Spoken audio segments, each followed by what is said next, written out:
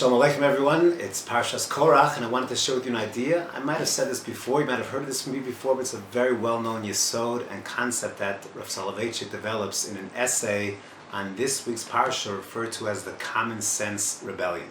It's a very famous Rashi and a famous Chazal in the beginning of the Parsha when it comes to the challenge that Korach had against Moshe Rabbeinu.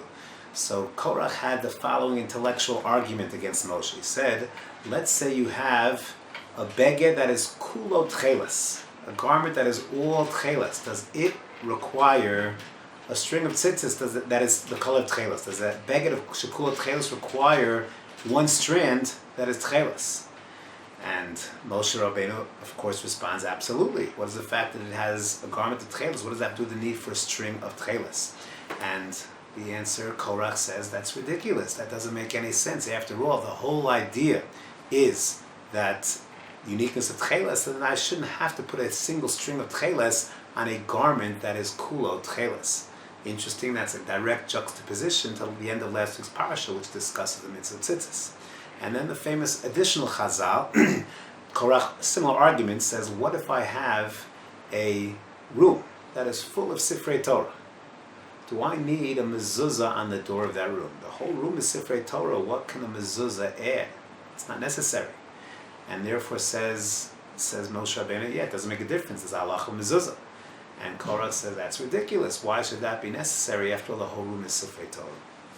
So first of all, one thought is that the whole argument of Korach is really these two halachic technicalities are really on some level symbolic of the whole argument of Korach. Because what's Korach saying?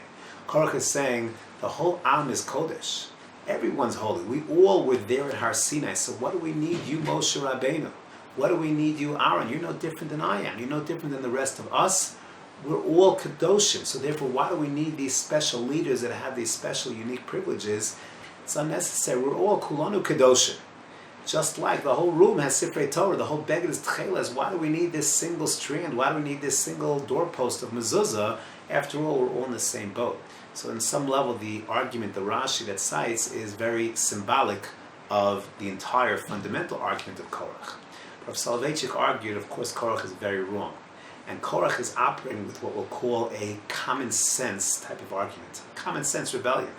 And all too often, people that do not fully understand the methodology of Torah, what Torah really is all about. So we'll come up with our arguments. This doesn't make any sense. This doesn't make any sense on a very, very common sense level without really understanding the root and the crux of the matter. And yes, on a common sense level, Korach has a point.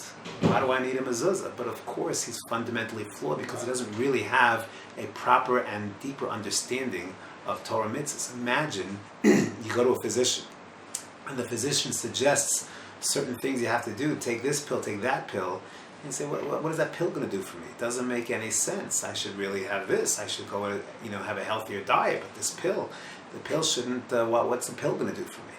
And again, it would be obviously a ridiculous argument. There's certain people that are experts in the field. They know exactly, gone through thorough training, and a novice, a layperson, has nothing to say, just his common sense, but his common sense could be very, very foolish. And in the medical field, you'd never go ahead and find someone saying, yeah, don't listen to your doctor, your common sense is absolutely correct.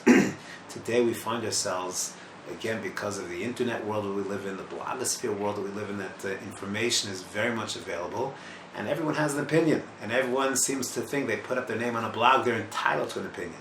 That's exactly the flaw of Korach. Yes, if you're steeped in learning and the person is very well developed, so then, okay, you'll understand the system of halacha, the methodology.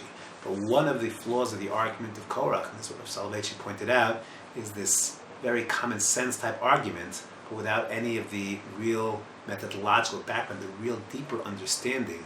And it always is the case, when one has a real proper methodology and deep understanding, then one sees the beauty of Torah and the need, even if on a surface level it's difficult to understand, but you start to dig deeper, and then you'll truly start to understand it's a very important, subtle message of the argument and the flaw of the argument of Korach.